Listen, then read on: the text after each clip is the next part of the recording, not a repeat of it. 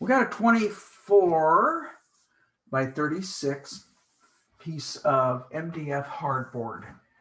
And I put a little gesso on it, mixed a little brown and blue, a little bit of red acrylic into it, kind of toned the piece. That's what we're working on. I always like to show everybody so you can get an idea of the value. So if that's white, then you can see the value of the board I'm working on. I find that to be almost essential. You know, it's not that I don't work on white. Occasionally I will. I try a little bit of everything. So today I decided I was going to pick something that was kind of flatly lit. And here in Sonoma County, they get a lot of this wild mustard, just beautiful. Gives us a nice entry point. We've got an interesting sky, which you probably can't see any detail in, but I'm going to warm that sky up a little bit and pretend like there's a little bit of warm light back here and it's cooler up in here, although I will kind of brighten up the yellow a little bit more. So I'm not going to do any drawing today. I'm just going to start painting. So I try and take a little bit of a different approach from week to week. And so this week I said to myself, let's do something a little different. Let's just do a big painting and we will not draw anything. So what I'm going to do is I'm going to do an underpainting here.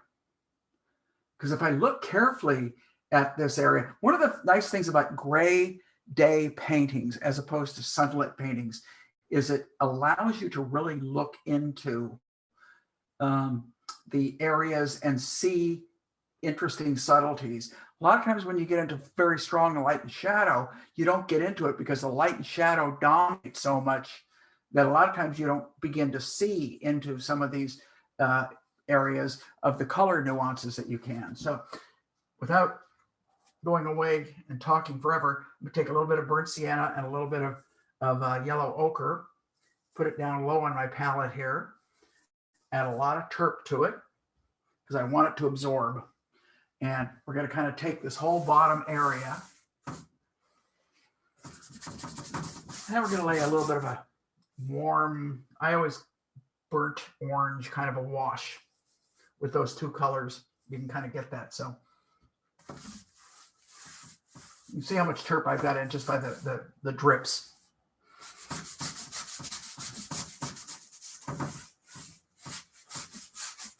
It gives me a lot. I've done this in the past when I paint with greens, and since I have some greens in here, I am going to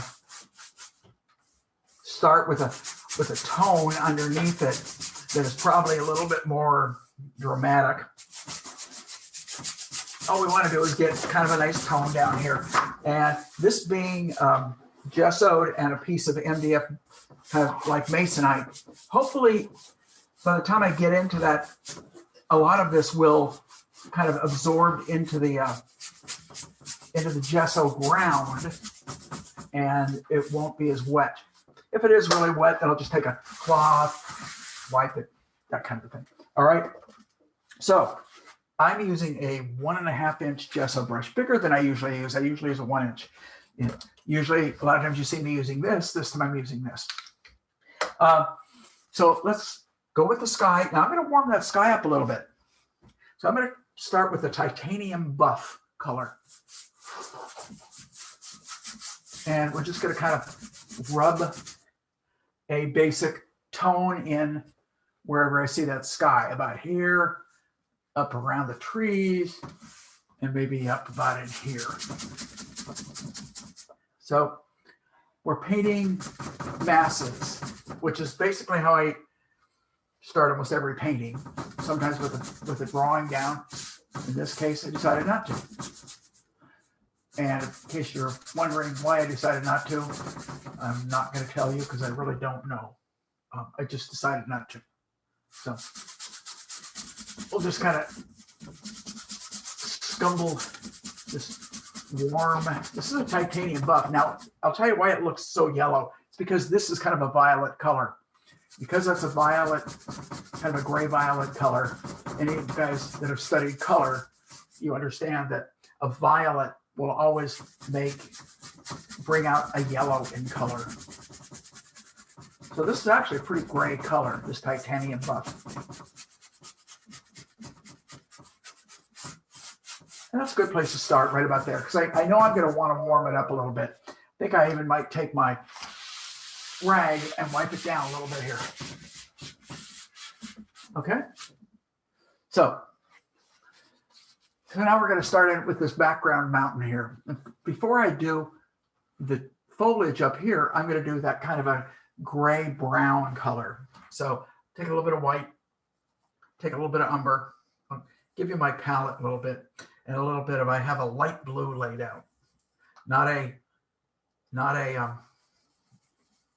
radiant blue, but a light blue. Let me see what color. That's a little too green. Let's see this. That feels pretty good. I want it pretty close to this value. So it feels like it's about here. Here, comes over behind the trees, all the way over to about in here.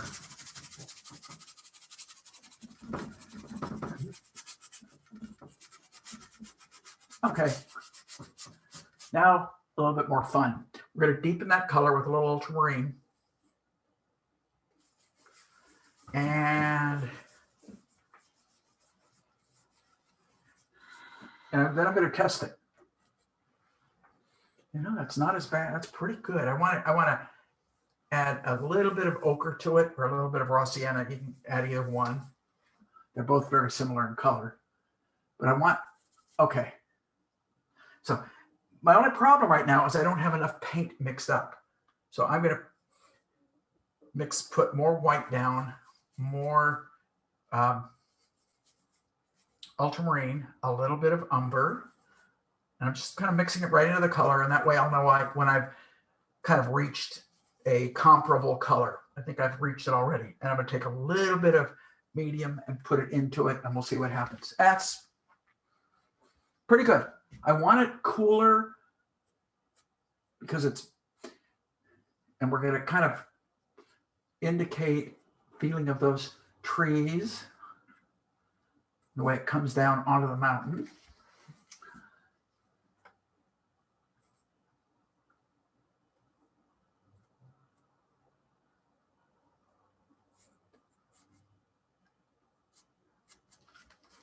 A little bit more ultramarine, a little bit more umber into that color. Use a lot of the brush. Goes back to saying I use all the time, let the brush do the work. You just got guide the brush. So it'll make hopefully the kind of marks I want it to make, and I will be the guide, so to speak. So we get a little bit of these trees kind of coming down onto the brown. Got to get started somewhere. So now the center of this is about here. And we've got some of the trees kind of working their way up. And I use this brush a lot in the beginning because it gets, I'm covering surfaces. Now, if I need to go back and fuss and make the trees neater, I can always do that, always. The important part in the beginning, truthfully, is to get the value, the basic shape. If you can create a little bit of the appropriate edge, great, more power to you. But the value is quite crucial. Now, this peaks out here. And if you see, I'm going to use this brush in a lot of different ways. The reason being is that's how we create the various characteristics of the different kinds of edges. Because they're in the background. And it's sitting back there nicely. I'm standing back briefly. I just wanted to see how the values were sitting. They tend to be sitting just about fine. So color, I'm not absolutely positive that it's fine. I'm always, as I am, always more interested in the value. And if I can get the color, I can always adjust the color. But if I put a pretty nice color down, it's the wrong value. Then it's a lot more work to adjust than it is if you just And there's a little bit of right about here, because this mass of trees. It's going to go over further. I got to paint more sky. So trees are going to come over here, and then there's a massive kind of trees that come out of here.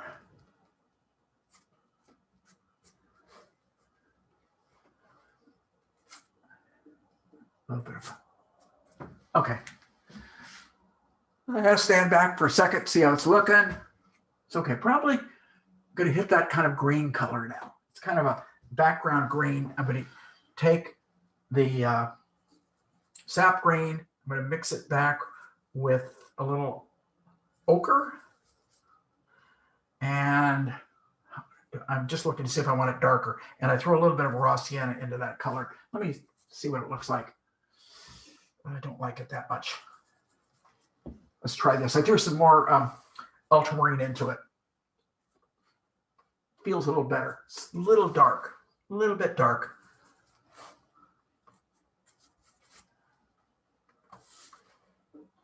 Right there's a green. If I need to, if it's going too green on me, I'm going to throw some warm into it. Now that warm may be, in this case, was just a burnt umber.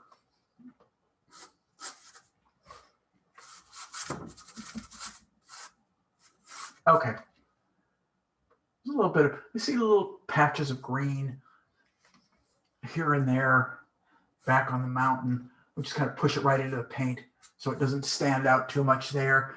Already got it right about the quarter mark, right about here. Okay.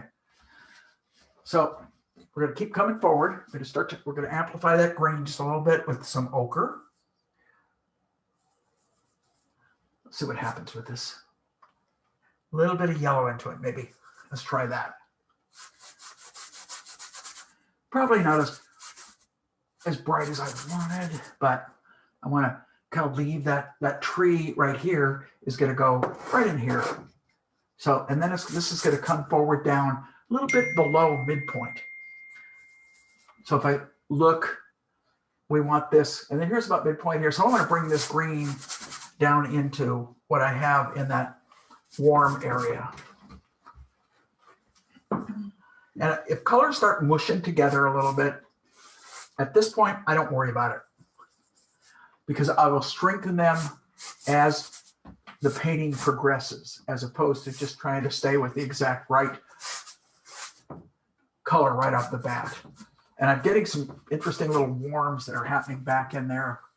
Goes a little bit darker right at that point. A little bit darker, and maybe a little bit more blue into it right about here. Okay, and I'll leave it alone. Maybe a few striations. All right, now we're going to start with kind of the mass of the trees. I'm going to start on the left and work to the right.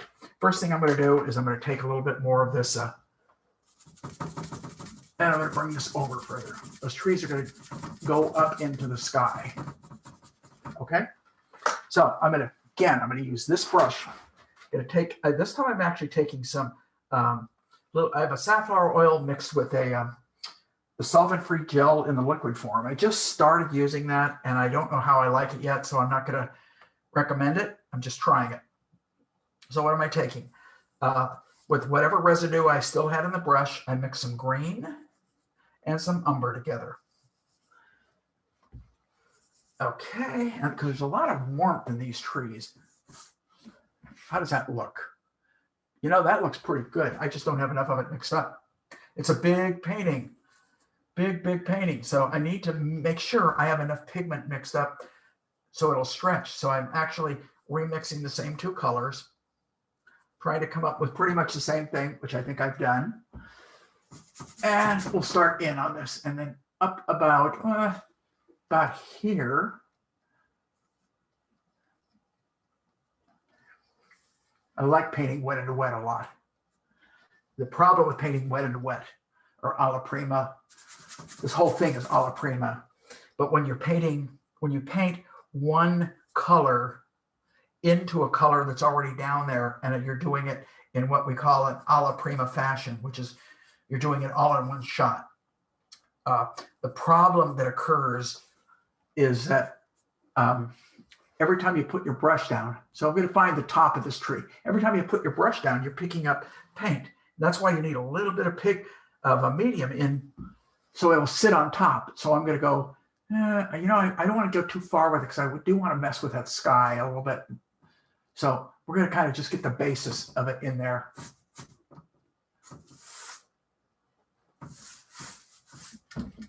Could throw a little more ultramarine in it. It was coming out a little warmer than I wanted. Comes up here. I'm going to let these trees overlap the mountain, which where is this? So if that's the center, then these trees are going to happen right in here. And we're going to let them overlap. And boy, as I look carefully at it, I do see some really nice warms back in there. So I mixed a little bit of burnt sienna and yellow ochre back into that color. And we'll come in, put some of those trees. Now, down in here, I'm not going to have a problem. I might have a problem in the sky just because I haven't done the sky yet.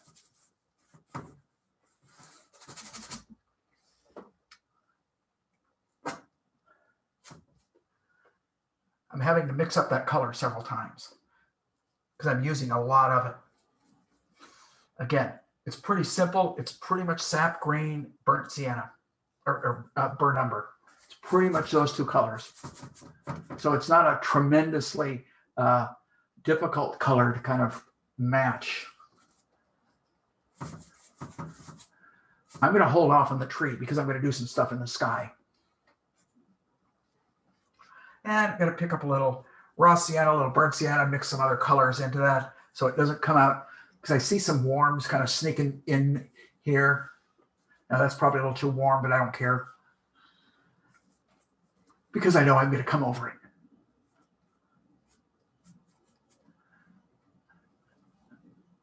Right there. A little bit more. Just constantly remixing colors, making kind of green variations. Now we get this one tree slightly off center to the right, which I actually left a spot for it. But again, this time I don't think I'm going to overlap. I was going to say I was going to overlap it. This time I'm going to say no, I'm not going to overlap it.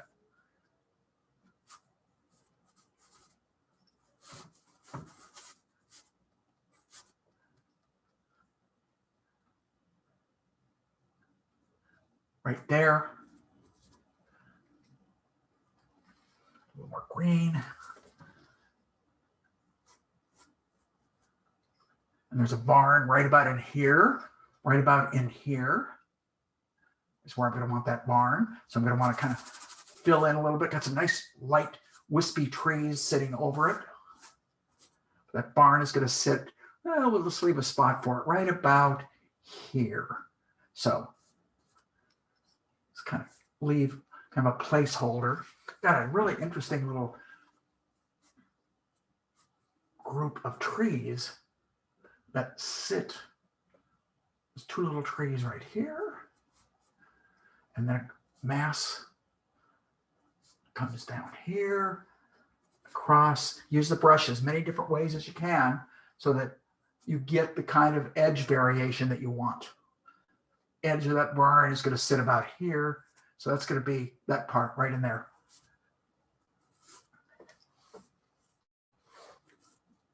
And then there's a bigger clump of trees. So I'll throw a little ultramarine into that color, maybe a little bit of a raw sienna and ultramarine. But I'm going to end up very similar color. All right here.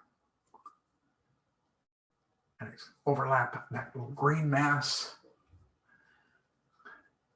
And then come right about in there, all the way over to about here.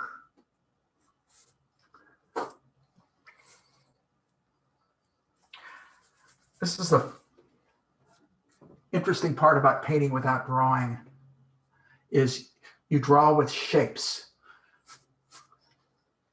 So instead of lines delineating edges, where you stop your brushstroke becomes the linear aspect of it. It's the edge part. And we'll go down a little bit.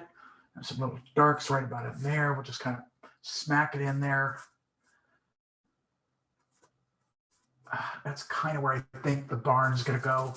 Let's go in here, down on the very, oh, I see some warm. I'm going to bring some burnt sienna and raw sienna right about here, a little lower,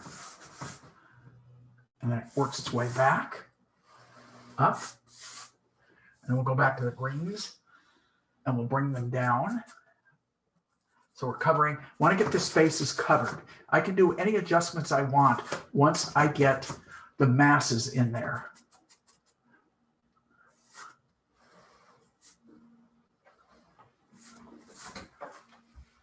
And we're going to get this pull happening right here.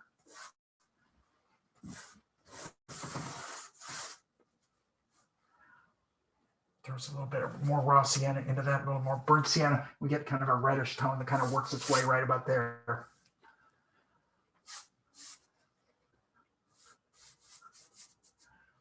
But right now, we're going to live with that. I'm just looking, I created a little bit more of a bend than I wanted to. Back to the greens. Okay. Now let's get a little of that sky worked out so I don't have to worry about that. I'm going to take a clean one. I've got two of these brushes. I'm going to take a clean one. I'm going to take light blue. I'm going to take a little bit of the, I think I'm going to add a little bit of violet to it. So let's see what happens. I think that might, let's see. Now I'm going to add a little bit more red, make it a little bit more violet. And because I'm painting in a wet paint, I got to have enough medium into that color. All right. So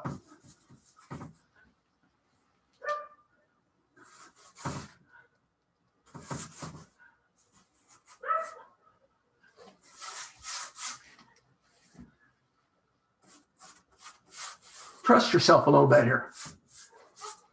I'm taking you on a journey because I'm not positive exactly where this is going to end up color-wise.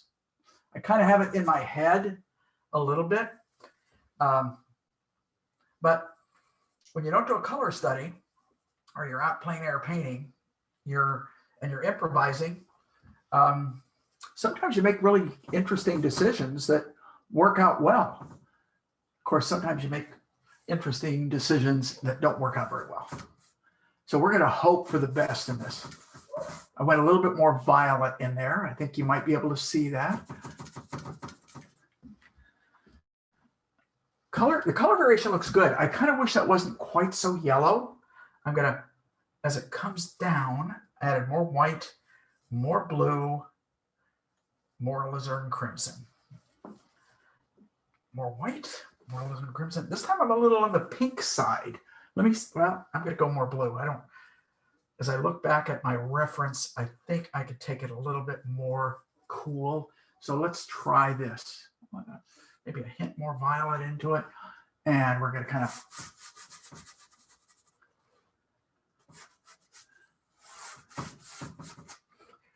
a lot of times you get these colors that just kind of pop out of your brush because you don't mix thoroughly. And I like some of that. I like some of that stuff to happen. So you're just exaggerating color from. I am exaggerating color. I'm taking the colors that I see, keeping the values very similar. I'm not exaggerating value right now. The only place I've exaggerated value contrast is in the hill back here. Other than that, it's mainly what I see. The difference is and I think, I could be wrong, but I think I can get by adding some more warms instead of the yellows coming through. Maybe make that a little more warm. Probably should have hit some of that before I did those trees, but I didn't. So that just means I have to clean the trees up a little bit. I don't mind that. Nothing is that precious in the beginning. And I think in this little demo that I'm doing, I think if I've said anything that bears some sort of importance, it's that line. Nothing is that precious in the beginning. You're just trying to get the overall look beginning to really work. See, I kind of like what's going on in the sky now. I'm going to leave it alone. Hopefully you guys can see that. The value differentiation is very, very close. So it may not be real obvious. Hopefully as we move towards some sort of completion, it will become more obvious. So I'm going to keep my eye on my time. I'm about 25 minutes into it. Okay, so I've kind of mixed this tree color up again. Because now I'm going to start to hit right about there, that top tree. We want it right about here.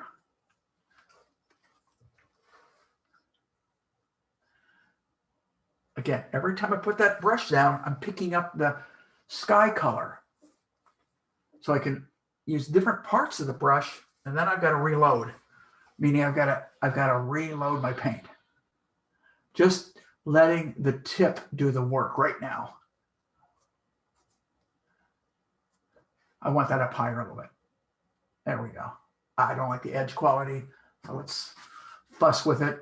That's why God created fingers. You know that, so that when you mess up with your painting, you can. Sometimes this camera that we're dealing with, as opposed to when we were first starting this whole many, many months ago, we were dealing strictly with the phone. Now we're dealing with a much better camera, so we get better resolution, hopefully a better speaker. But this camera wants to, it's a little bit of a mind of its own and wants to go off every so often. Even though it's not supposed to. Not supposed to. Okay, I'll use a little bit of what we call sky holes to come back inside and get it to work just a little bit better here. If I have to take this up a little higher, I will do that. I don't know what that means. It looks, I have the look, kind of. All right, so you have to ask yourself as you're painting, am I happy with the way it looks?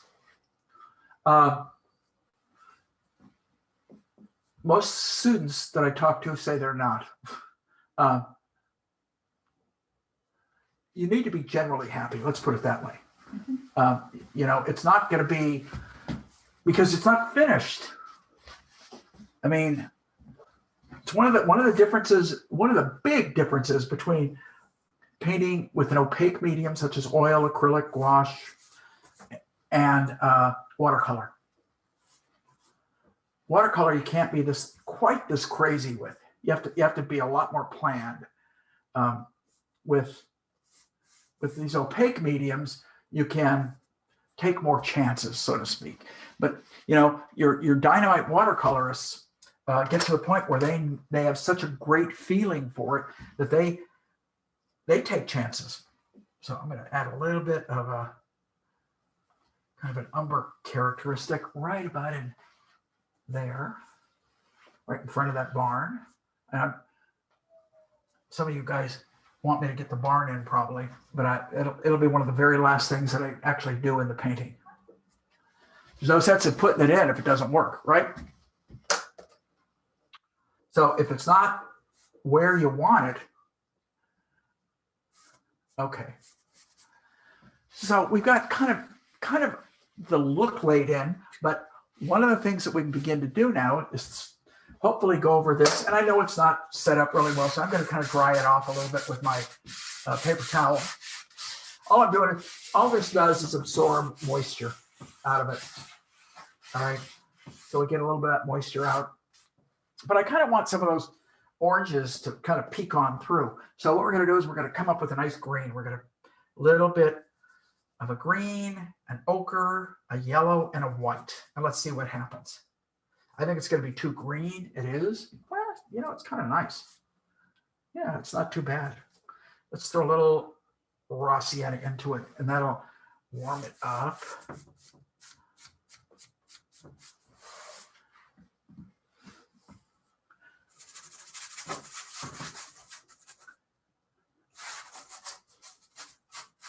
let some of that orange, if it comes through or it mixes in, let it.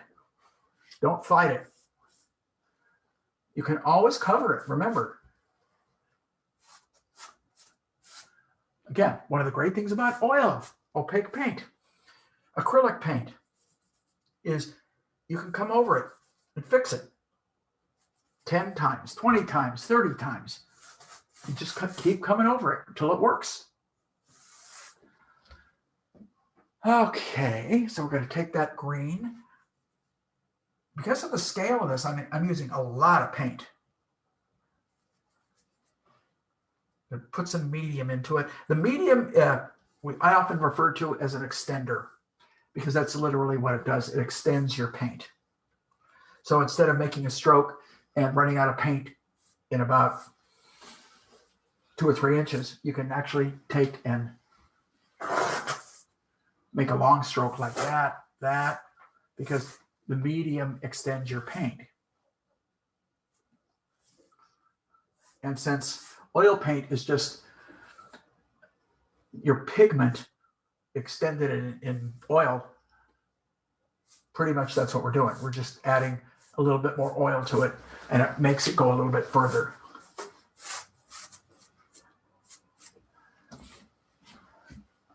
Okay, let's go here. It's going to be a lot more yellow up in there. The yellow is the last stuff we're going to lay on.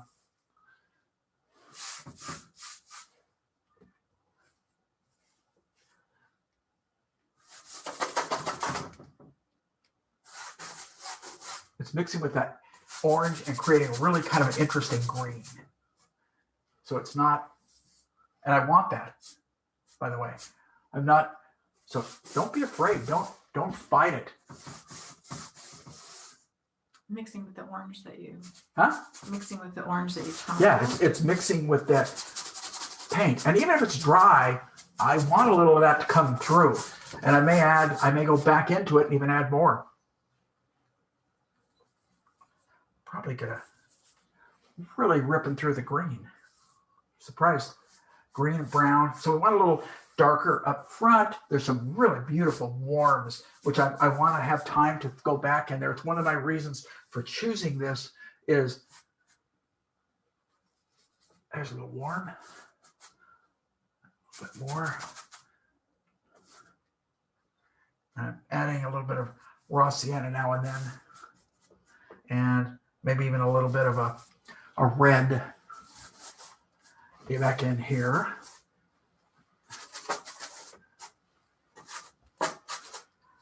I'm reacting. Much the same as if I were painting this big piece on location. I'm reacting. And I adjust if necessary, but we want enough variation going on. There's some nice yellows. So a lot of this little orange splotches are going to be covered up with yellows. So we almost have this whole thing, this whole image laid in at 35 minutes.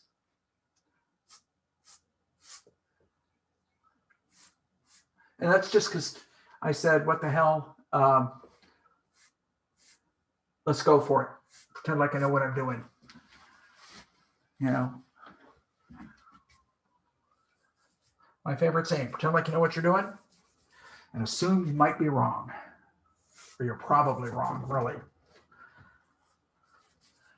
And you'll be right in some areas and wrong in some areas. And that's just the way it is. I like to say that's painting. Everything you do isn't right. Okay, so let's get a little bit of where that barn is in there, because I want to make sure I've got enough of the background. So switch down to a nice small brush now. This goes behind the barn. Let me go over. Let's go over in here.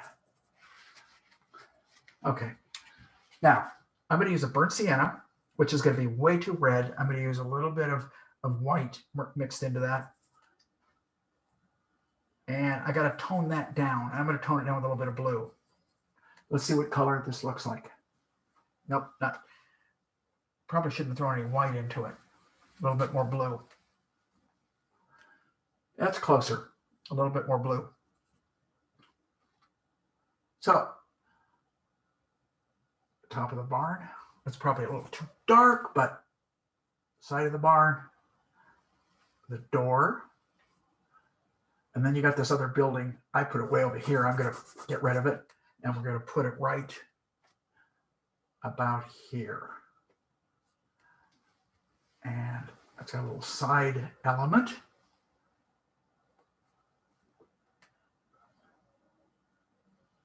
So we've got our placeholders in the barn in there. Now the side, there is a little bit of a perspective on this. So the side of it gets a little darker.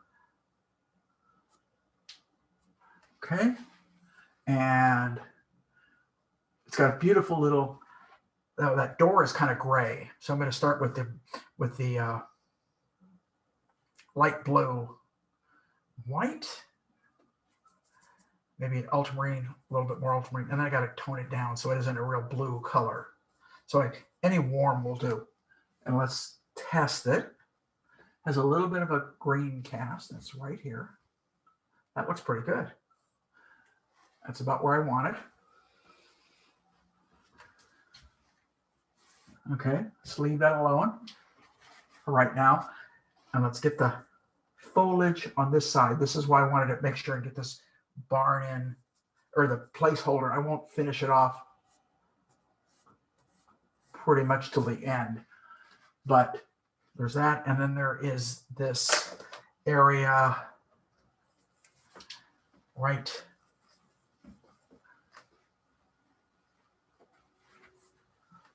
here that cuts in. That gives a base to that tree, extends over. Get a couple of those darker green striations happening about here. Not quite where I want it. Let's do it again. Here, maybe here, and right off of this, off of these trees. Okay, so you start to get a little bit of a flavor of this whole thing moving along here. I do want to reestablish. I took ultramarine, blue, and white. And I want to reestablish the base. That's too dark.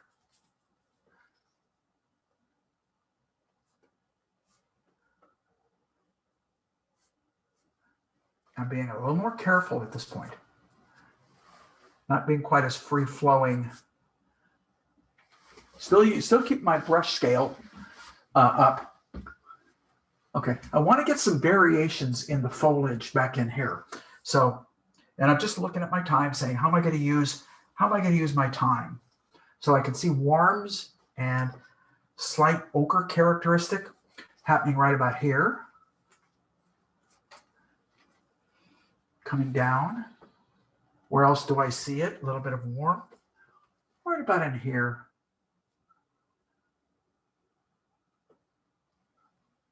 Up towards the top, I'm going to go raw sienna, a little bit of burnt sienna. So it's pretty red, but I'm putting it into a green. And I'm just hitting edges that I'm beginning to see. We're just a hint of that color. And as was stated earlier, I am exaggerating it. And then I see it get a little greener about here. That's probably too green. Down. So you give just a little flavor and subtle kind of form to some of this big, massive area of foliage. And this is what I was saying when I was talking right in the beginning of this painting, and I was referring to the fact that a lot of times when you paint subjects that are not lit really brightly, it affords you the opportunity to look back and actually see more interesting subtleties occur. The more you've done that, the more that you can do that in all forms of painting, even if it's sunlit, because you've taught yourself how to look for the interest that occurs within what we might refer to as the shadow areas of a painting. And I see it again, a little bit warmer, just sneaks in at the top. And the reason I don't want to use a big brush, I mean, a little tiny brush, is then I will get too picky. If I use this brush, I will be freer about the way that I lay these things in.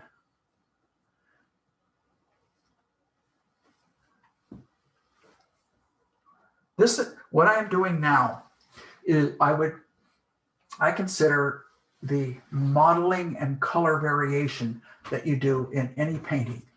And this is the part of the painting that once your setup is done, that you can spend hours and hours just building and building and building. Now, what I just said works if you're in your studio. If you're on location, you only have X amount of time to deal with this kind of stuff. So you have to kind of plan your time frame, because truthfully, in a painting like this, which doesn't have a lot of light and shadow, if it's an overcast day, you're going to have a lot more time to paint. So I'm going to, as the trees move this way, I see this area right in here, as the trees go down, get quite violet. So I'm going to take ultramarine blue. I'm going to take alizarin crimson. I could actually take a little bit of umber if I want to. I'm going to mix it into the base color that I was using, right about there. And I am going to start adding some darks. So I added some subtle lights, what you guys just saw me do. Now I'm going the opposite. So the first color I laid down, I consider a base. Now I can modulate that base with warms, with cools, with darks.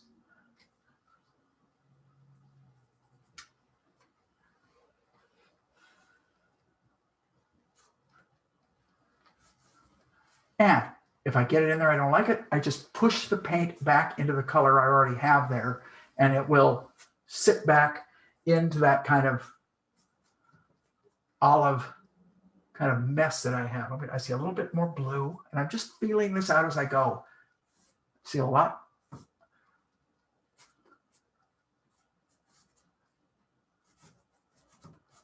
Again, this is the stuff that if you're painting, I'm just standing back now. I'm about, I'm about 6 feet back from it. Just stood back because it's 24 by 36. So I need to get back to see if it's working, because up close, it feels pretty good. But you know what? If people only view it from here, I'd be fine. But paintings are not necessarily meant to be viewed right on top of them. We as artists will generally do that because we like, and we'll go up, we'll try and figure out how things were done. I know that. I assume you do that because I do that. And you would admire, maybe get up close and you can see. I mean, I've gone up onto John Singer Sargent painting and realized, oh my God, look, he's got a wonderful little blue underneath all this that I didn't see in the beginning. It's what gives it some of its vitality. So that kind of stuff is really nice and helpful when you can have the opportunity to discover it. Now, as we move over here, it gets pretty dark behind that barn. So I don't know if you guys can see, but I deepened that value and I've warmed it up a little bit with a neutral warm. It's not like a red. When I say warmed it up, I don't mean that I went in with red, same down at the bottom here of these trees. And I see a lot of ultramarine.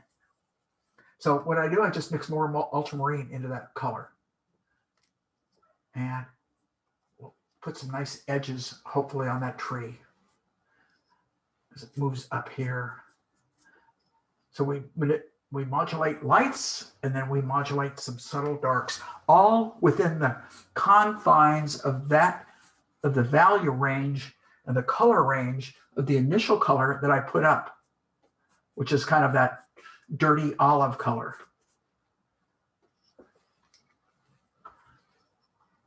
On that side of the barn. Oh, there we go. Now, see, sometimes you want to lighten the barn when sometimes what is really necessary is to darken the areas around it. That's words of wisdom by one of my mentors, Don Putman. He says, don't always, if something feels wrong, don't always look at the object that you think is wrong. Look at what is next to it, because that might be causing the trouble. Good point. Kind of like the brushiness that I'm getting here. I'm going to take a little bit, and I'm just a lot of raw sienna. Look at that. Let's just try it. I don't know if it's going to work, but just beginning to feel some more warmth that it needs in certain areas. It starts to give the trees, I can see, I mean, I don't know if you guys can see it. I can see it now where the trees are actually starting to come alive a little bit. So I'm going to go back, put some sky holes in. One of the areas that we need to deal with is some of these wonderful little negatives that are behind the trees. And it extends, this path extends, picks up here, here, here, here.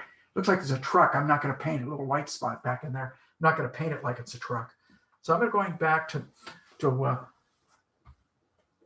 one of the gesso brushes, which I've done 90% of the painting with. And it's a little smaller. And mixed up that kind of violet sky that I have, blue, violet, and that because we're going to come and do a little etching. We're going to etch away some of the areas that I don't like. Again, every time I touch it, I'm picking up. So this mountain comes all the way over to about here. All the way over. Let's lighten it up. Right, and let's pick it up right about here.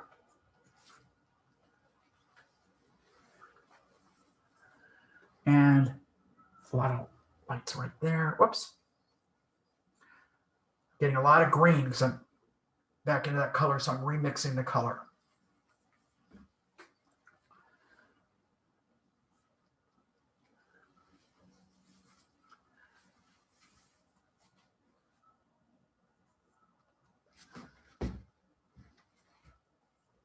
Trust yourself. Be wrong. Don't try and be precise. Just get it in there. Fix it later. Get the feeling. Paint for the feeling more than the detail. All right?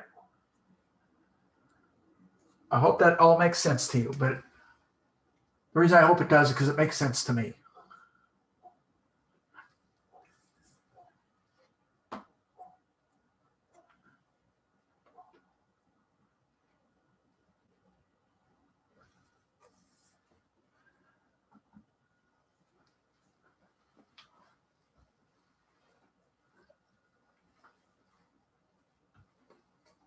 Okay, let's get a little bit more in here. Kind of like the breakup as I stand back, it starts to feel more like the image that I see in front of me. But remember, trees can be, you can redesign trees. You do not have to be a slave to exactly the way that tree looks. All right, I'm going to do a little exploratory work right now. I don't know if this is going to work, but I'm going to give it a shot, okay? So I'm going to take white. I have a little bit of cat orange laid on my palette. And I'm going to take a little Naples yellow with that. So it's quite orange. And I'm going to do a little test.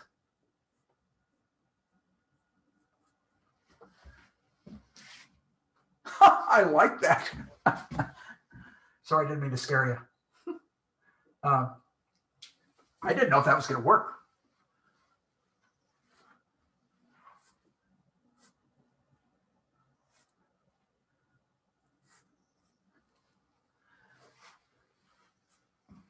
Like I said, I was exploring because I had, if it didn't work, I'd just wipe it out. And I may not like it at the end. It may be too much. But what it does is it makes all this foreground feel like it's in shadow. And we got a little bit of it sneaking in right about here.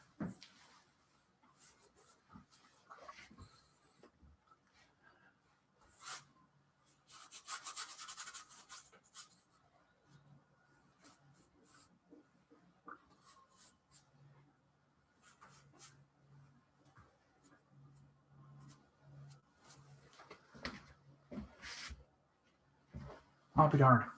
Well, hopefully I'll like this at the end. Right now I'm liking it. It doesn't mean at the end I might look at it and go, oh man, that's too much.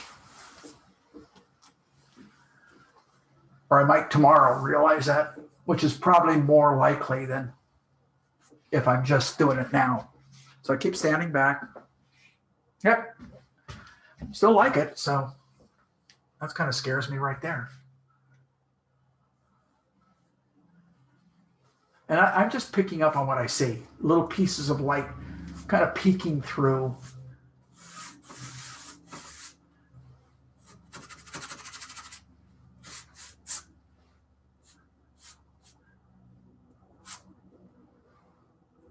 Now you're just getting crazy. Huh?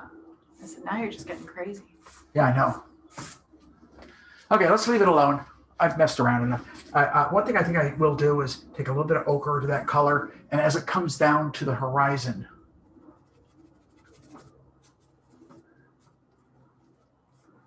because I can define the trees a little bit more if I want to then. Right, just in that one spot, I think. Maybe here, because I may go back into that mountain. But so now I've got kind of an overall feeling going in the painting. Let's keep moving. Where are we at? Oh, about 40 minutes away. So let's say we've got about 40 minutes. So let's start to work on this area. No, take that back. I'm going to go back and I'm going to start painting one of my dog's hairs. I'm going to start painting this pathway the way it's breaking up the trees. Now, again, it's going to come in front of this, disappear. Got to get enough medium in there because I'm painting on wet paint. Some of these layers are getting to where they're really thick now. So there's a little piece of right about in there. It's a little lighter than I want it. So I'm going to mix a little bit more brown and blue together. Umber. There. And let's go maybe in here. Let's take it all the way to here. Move it across about to here. Yeah, there's a spot in there. Oh, I kind of like that stroke. Little pieces of light. Little tidbits right in here. I don't want to get it too spotty. There's another road up here. And then a little bit of a green road. So I threw some green into that color. And I'm going to extend this to about here. And then over. Now we're going to put tree trunks over this stuff. Okay. So if it looks a little weird, it's because I haven't put the trees over it. One of the trees is some real brushy, kind of warm trees right about there. And I think I'll take one of my large brushes, take some white, take some blue, take some brown, but I want it a little on the warm side, maybe a little ochre into it, huh? And a lot of medium. Let's see, I'm going to test right now. And right there is where I'm going to test right here. It's okay. I thought it was too light, but when I stood back about a couple feet, it looked like it was going to work.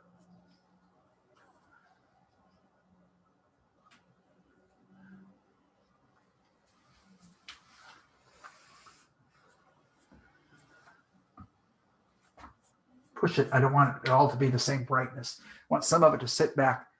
And as I stand back, it feels pretty good. It feels like it could be warmer. It feels like I could have a little bit more of a burnt sienna thrown back into that a little bit. So I'm going to mix a little bit of that back into there and lighten it just a touch. And we'll throw, yeah, that's good. We mix back and forth. Up here, we've got a tree coming up here. Looks pretty good. This tree comes up a little higher.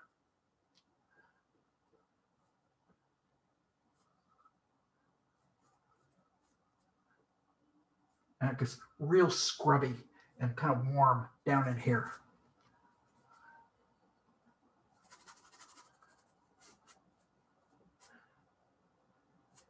And extends all the way over a little past the center. So here's my center. I want to extend it to about in here. And then there's another couple of trees that break right in this area. One there, and a smaller one here.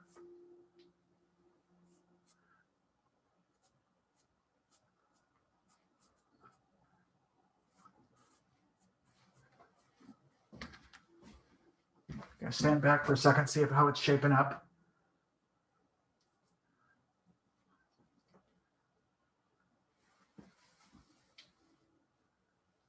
Yeah, it looks okay. There are things that I need to start putting some of the trunks in now. So I'm going to use my Egbert, and I want to go just a touch lighter than that color. So I'm going to take the same color, and I mixed a little bit of Naples yellow into it. Add medium. Now, the reason being, we want a few tree trunks. Too heavy-handed. That's better. We can get rid of that just by kind of going over it a little bit.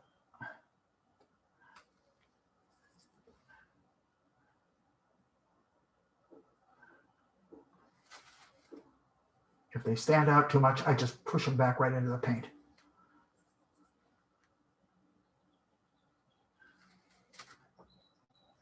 And some of the tree trunks actually get darker. They come down and they overlap that.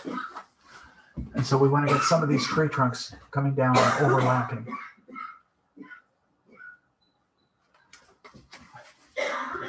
And I will go back and hit a few little negatives because I wiped out a lot of it.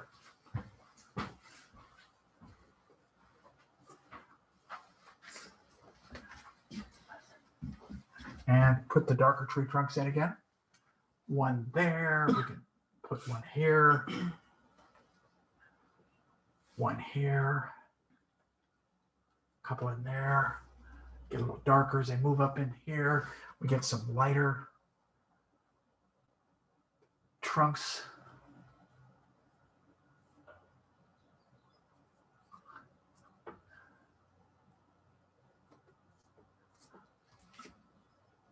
And add a little bit of color, warmer color, and get a little bit more break up of space down at the bottom, right about. So you hit negatives, you hit positives, and then you do whatever you have to. You go back, you don't go just one direction. I see a couple of look like almost birch. I know they're not, but a couple of trees that are with really light trunks, right about. That's way too light. So clean my brush, take that color, push it right back in. One more. Another meandering little branch. Some subtle areas that are not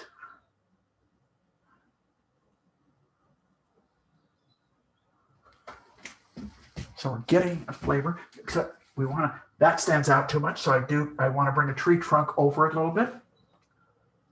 And we'll bring a little bit of the tree this way. And boy, I just saw some things. Oh, this is going to be fun. I get excited like that, sorry. I just saw some things I can really add into it. There's a little fence line, little tiny things. What they do is they give scale. They give scale to things. Little fence posts. So let's kind of go in here and break up a few little trees. Fix that one. Yeah, let's bring one all the way down. And right in here, there's a group of them. One.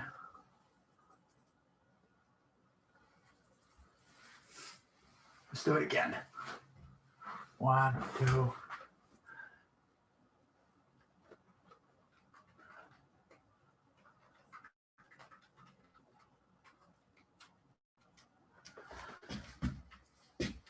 So you paint those negatives in and then you cover them.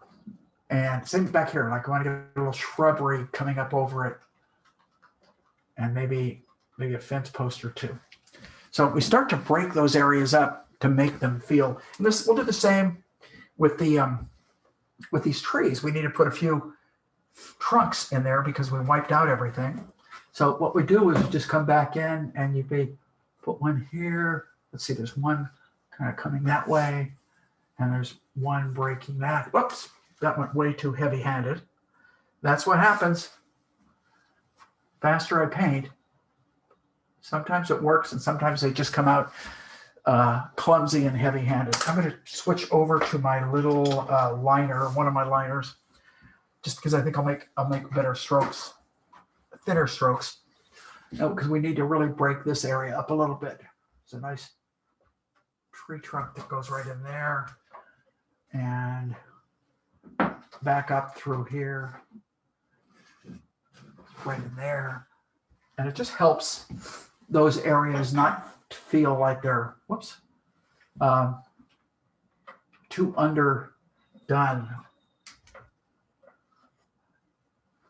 You can put as many in as you have the time to, is really what it comes down to. And if you're on location, you just don't have that wonderful amount of time to go back and study and figure it out. You kind of have to just say, oh, I see a few tree trunks, I'll put them in, and then I'll move on. So let's start working the foreground. Then we'll put some of the little small stuff in that really kind of, to me, is what kind of helps really make this piece.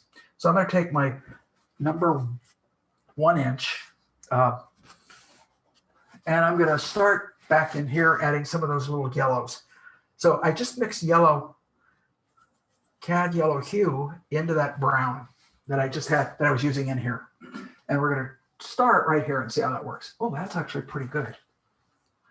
I want it a little cooler in the background. So I threw a little bit of blue into it. And we get, I call this flavor. You're adding flavor to these areas.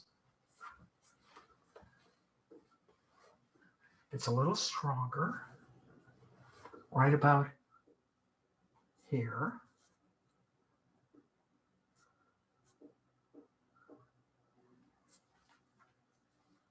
Quite a bit stronger here. So you can start to see, you start to give a little bit of dimension. I noticed something earlier. I'm sure it cannot be seen. There is a roadway right there. It tends to be a little warmer. I'm going to make it a little lighter than it looks, just because I think it'll help. So I'm going to start with a little bit of raw sienna, mix it back into that brown, and we're going to start right back here. That's going to be a little too light, but I'm going to bring it up about here. I'm angling it a little bit more than it shows. I always like to work with angles more than parallels. In other words, parallel or parallel.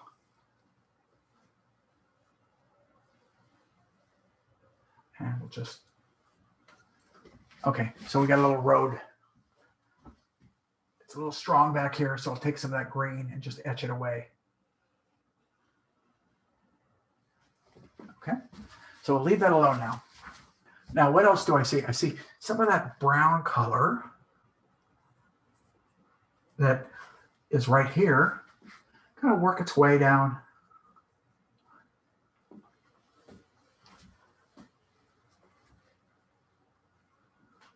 You got to paint all this stuff that's underneath before you get on top. Now, there's a little bit of I'm going to take, I like a chisel, a real good chisel brush, like, let's see if I can get a good one here. By a chisel, I mean something that's got a nice flat tip on it. Didn't like that one. I have a little tiny one right here I'm going to use. I'll show you why. I'm going to paint buildings right here. A flat tip allows you to paint architecture easier than something like a filbert or a round. So we painted, there's a couple little barns in there. While I've got that color, I will take, and there's a little bit of a light right there. Painting detail, a little bit under the awning on that barn, under the awning on this, because I'm going to come back with lights. So we're going to hit that in a little bit, but let's keep moving this yellow forward. Anything else I can find that I will use quite a bit. Now I'm going to grab a lot more yellow and a lot more medium. And I'm going to start right there.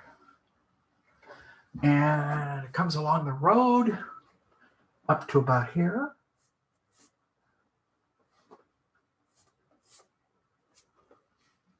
More yellow. I'm going to need more yellow, I can tell, because I'm going to get into a knife at the end.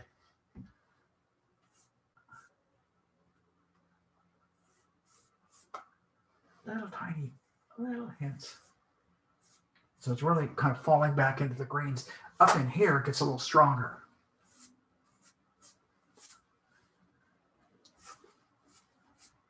Let it, if it mixes with the green, let it. You can always come back on top and make it brighter, which is what I will do. Some of that will be done with a knife. Bright yellow is in there somewhere, unless I've got it here. Nope, it's in there.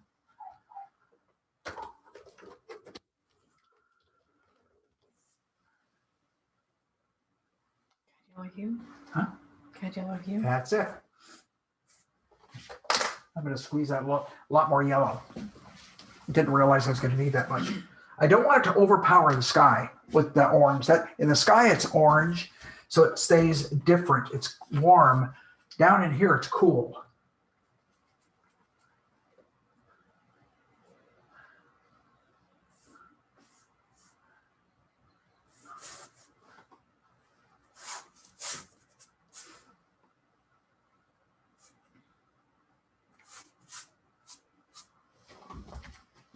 So I'm standing back every so often just so I can get a little bit of a look as to whether it's working or not.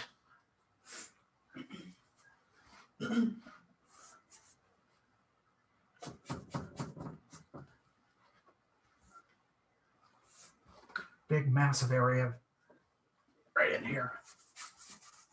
So I'm just using pure yellow right now, but I'm pushing it into the paint. So it's not as bright.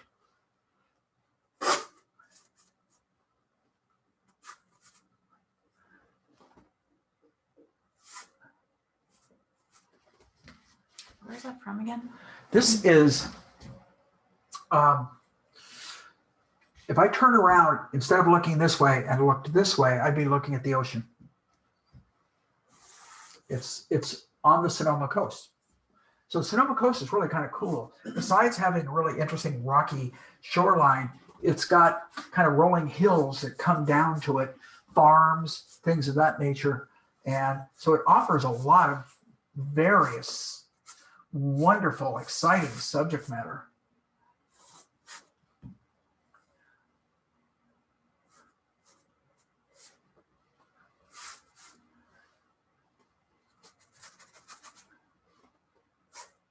And I'm going to grab some warmer tones there, pushing it back in, but keeping a little bit of warmth there.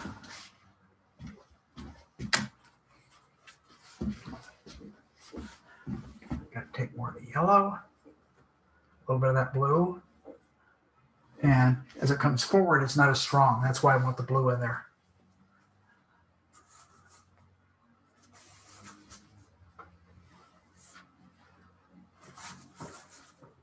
And it gets warmer right there. Really, some nice warms thrown in. So for my warms, I'm using raw sienna. Oops, got a little umber mixed in with that raw sienna, and that's how I got those darks. I didn't want them. I might even put a little bit of a burnt sienna into that raw sienna and sneak some warms back into this, because I know I had the warm underpainting, but I've obliterated quite a bit of it.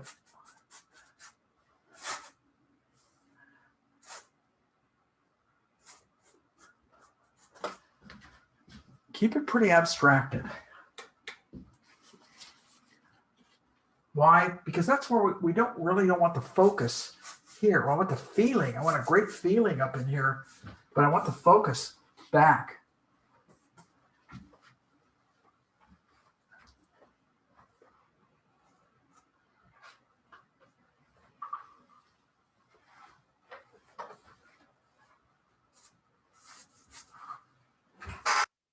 Boy, I'm just ripping through this yellow.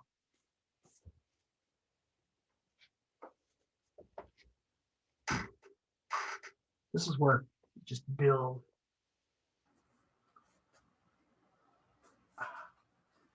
Get that nice movement of yellows. So I'm standing back constantly to see if I'm getting the right kind of movement and feel, the right kind of yellows with being broken up by greens, being broken up by some warms. So I'm looking for all those things. And I don't care if it's exact, because it can be different as long as it looks good as a painting. I need this to look good.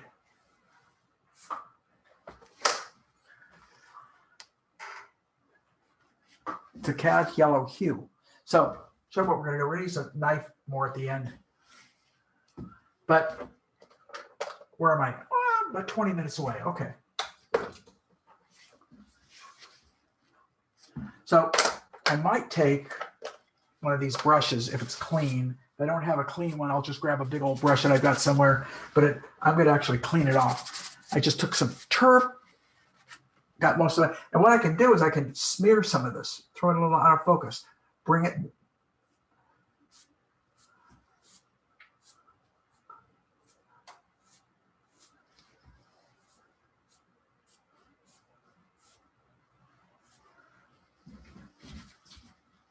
It's got a pretty good feel for what I'm looking for. Before I go too much further, I'm gonna go in and I'm gonna try and do a little bit more work and finish off the barn. And put that nice bright roof line in there with a kind of a warm white and just a hint of blue into that warm white.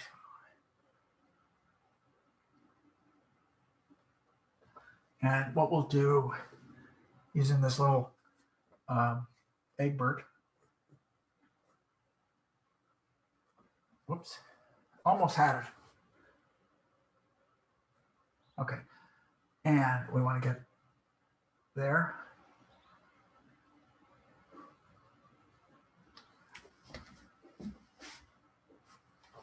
Okay, that's pretty good. There's a little bit of green. Ooh, I just noticed that. Back, and it's kind of nice if I add a little bit of a green right there. I can add it there. I can bring a little bit back behind this, even though it's not there. And then there's little pieces of light flickering on these buildings. A little piece right there. There. Roof line. Okay, let's take my liner and let's put some, wait, before I do, I was gonna put some fence posts in, but I want to correct a couple things first. And here, I want a little bit more green right here. Road looks okay. I want this to get a little broader right about here. There's a little bit of a light. I don't know if it's a pipe or what, but I kind of like it as activity. And it comes right there. Okay. Going back to my liner, I'm going to look carefully, and I see the fence posts right here. Boom. Not everywhere. Look, that's a little too dark, by the way. Just lighten it up a little bit. There we go.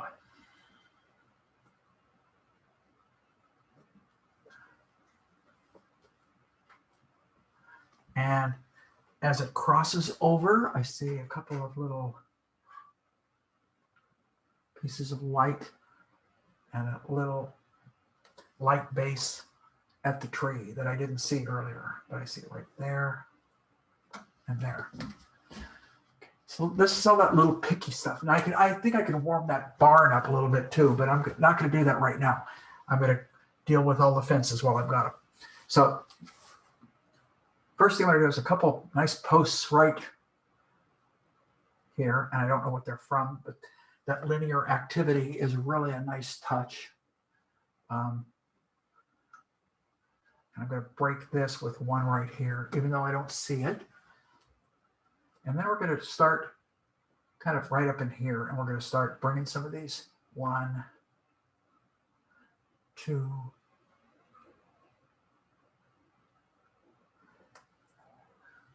But there's another fence line right here.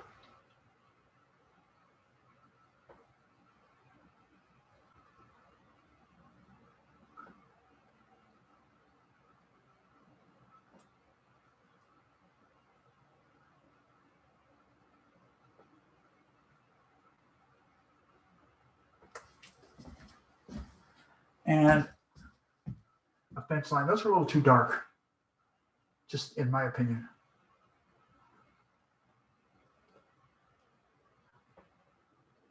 And they seem to disappear around about that point. But I also see them back here. I see, right? I see it breaking this.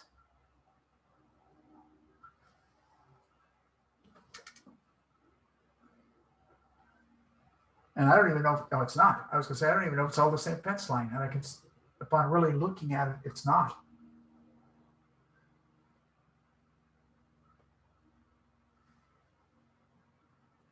But little linear things like this can really add to the overall painting. Use them.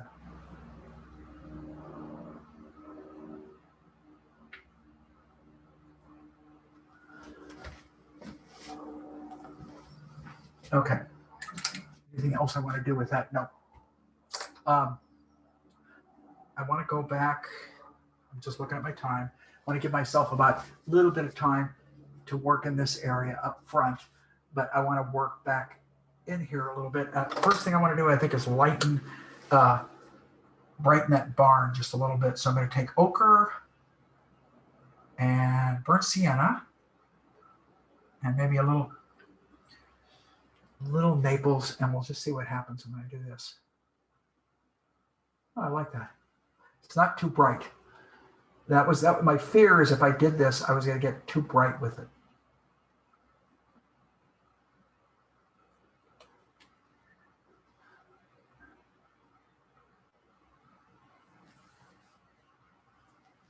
Okay. And I could probably make that door a little lighter too, because when I was doing it at the beginning, I'm just testing. Okay, so I'll leave it alone. I don't want to go too much back here. Bring a little bit more light. I can see little flickers, little tidbits. I do want to go into that mountain a little bit, into this color.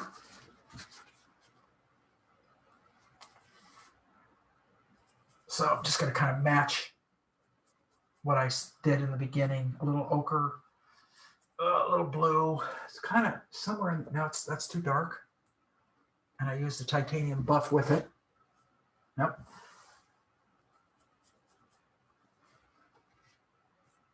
It's still too warm. I gotta bring some more cool into it. There we go. Let's try this. It's a little lighter than I wanted, but it's still approaching the right color.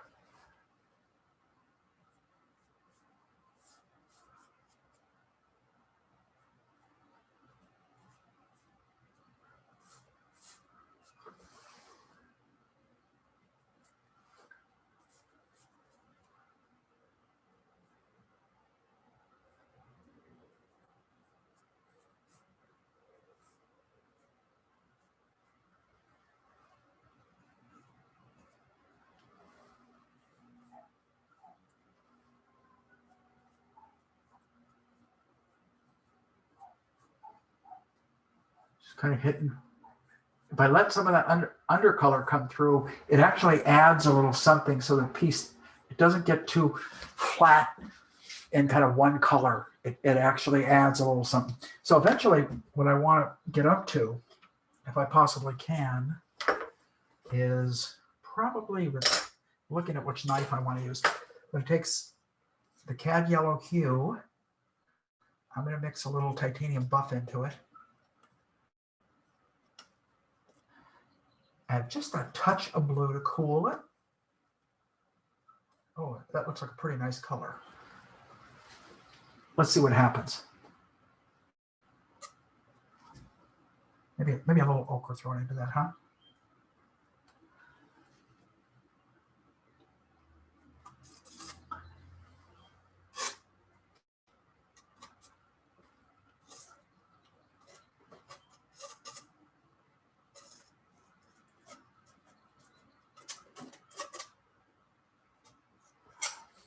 Again, anything I do that I don't like, I will just wipe out. So one of the things I'm doing is I'm being pretty bold. I'm just trying. Is this what I think? My initial thought is this is what I think will work. I will judge that eventually and decide whether I think it works or whether it doesn't. It's probably a little bit brighter than I wanted. So I'm going to take a little bit more blue to that color, a little bit more yellow, mix it together, a little bit more yellow. So I've got a little pile of this color right here. That's a little greener. Doesn't bother me at all.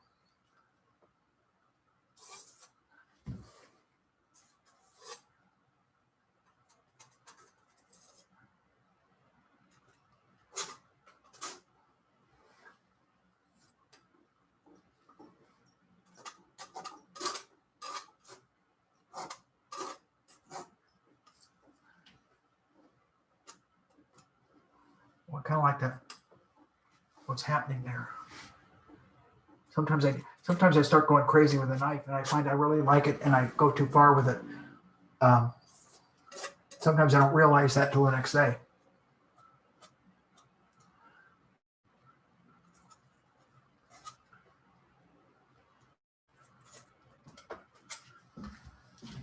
I need more solidity of yellow right here.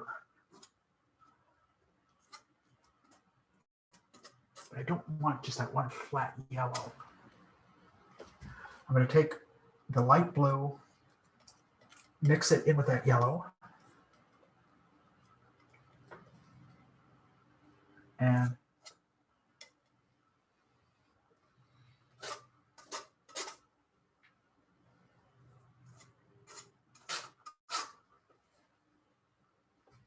a little ultramarine with it because I want it darker.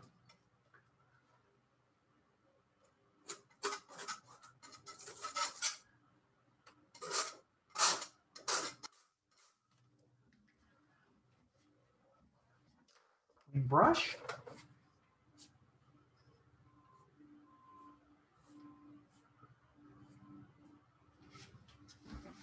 Don't like that right there. I need to unify it. Pick up more. This time I picked it up with a brush, not a knife.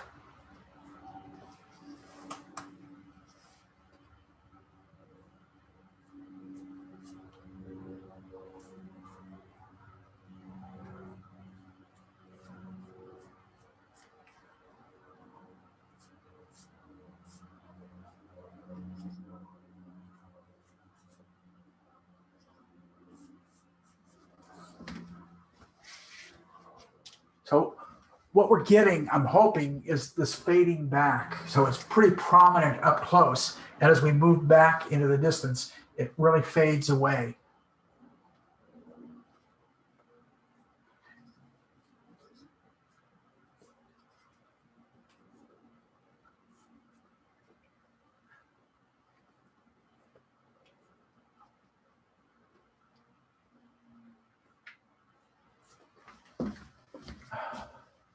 And we're going a little, I see some oranges peeking through. So what I'm doing is picking up, I say right in here, I get some nice beautiful warms that I can sneak back into it.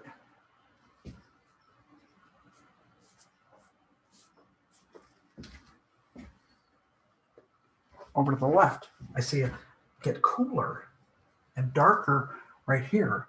I don't know if that's going to work, but let's try it.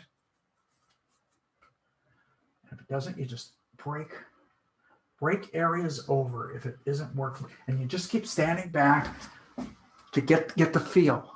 Is that the feeling that I want? Is that the look that I want? Because very much of this area that I'm dealing with now has to do with feeling. It doesn't have anything to do with detail. Color, value, character, brushstroke, all become important.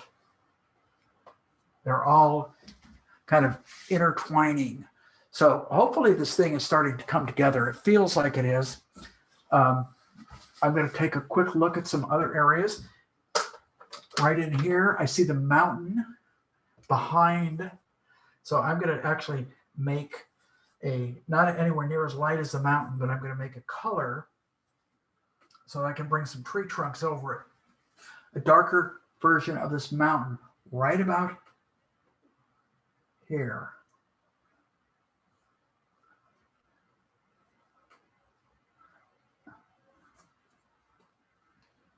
In there.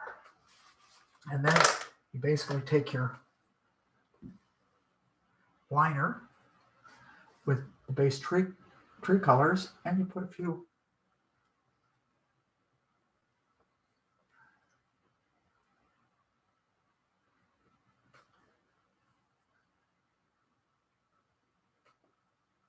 foliage,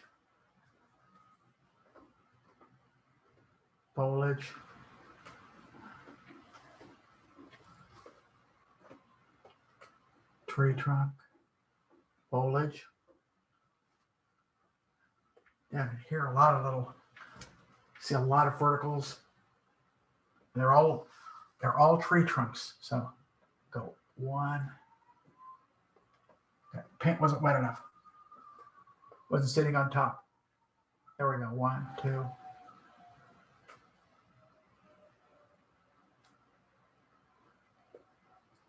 And that's how you kind of build an area. Foliage. And you make it feel that something is moving behind. I think the last thing I'm going to do is I'm going to do one last pass. This is kind of a hard color to match. I'm just guessing. Close? Yeah, came closer than I thought. I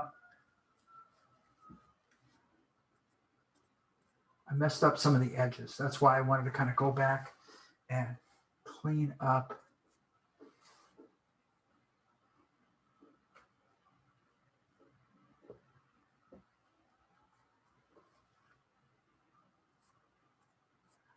And I don't care, you know, it's actually better if you don't have the exact same color.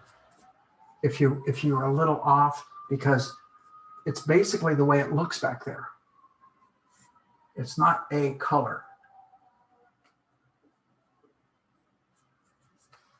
You can make adjustments with some of these colors as you continue your painting.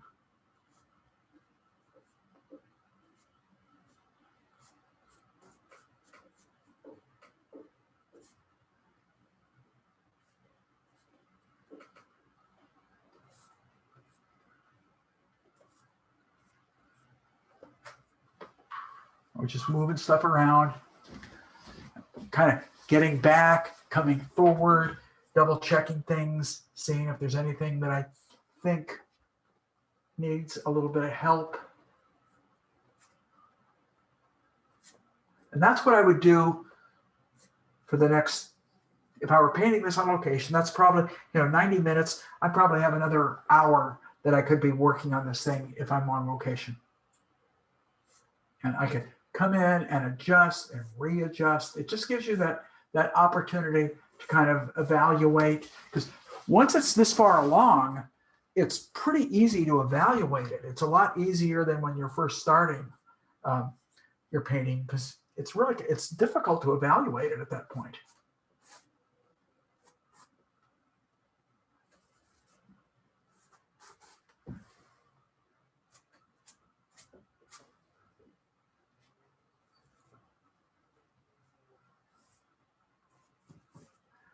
Darks down in here, and they're warm darks, so I can use a little bit of my umber, kind of come back in over, just use the color that's down there, come over it, mix the paint in as I'm applying it, and that we're bringing it forward. As I look into the background, it's really interesting. I'm beginning to see some beautiful little warms that I could play with right in here, and a little bit maybe in here. Up here. So you start to give that feel. If I can see a little green, I could break back in there, and we're close to done. I'm thinking of either revisiting Venice or the coast next week. I haven't really come up with a clear-cut idea of which one I'm going to go with, but I'm looking at those two as possibilities. Two of my favorite subjects, particularly Venice. So hopefully we're going to be there this summer with a workshop group, pandemic permitting.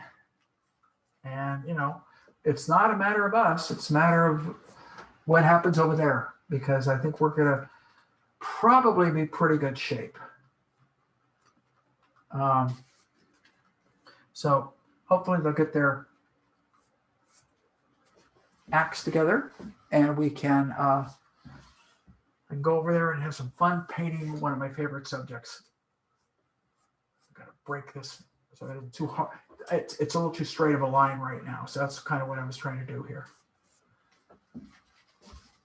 Okay, I think we're going to, muster it along the coast. If I got it, hey, I just titled it. What do you say?